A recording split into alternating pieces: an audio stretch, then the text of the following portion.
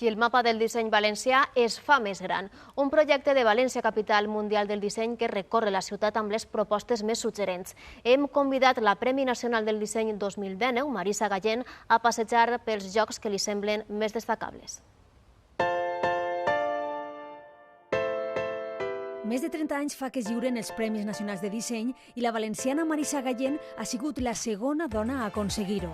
Amb ella ens endinsem en el mapa del disseny valencià perquè analitza els espais que més li agraden. La primera parada la fem al barri de Ruzafa, a Nozomi. Este restaurante es un espectáculo gastronómico, pero también lo es visual.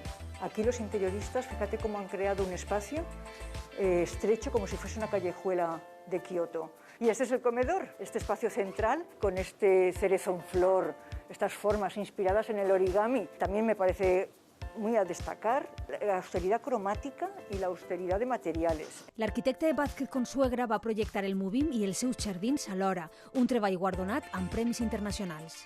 Vázquez Consuegra trabaja adaptándose al lugar, o sea, no llega y coloca. En este caso, como fue un antiguo hospital y una facultad de medicina, pues todos los elementos que se encontraron durante las obras se fueron resituando según los planos originales. También me parece muy interesante cómo ha enlazado, mediante la perforación del edificio, ha enlazado las dos zonas ajardinadas.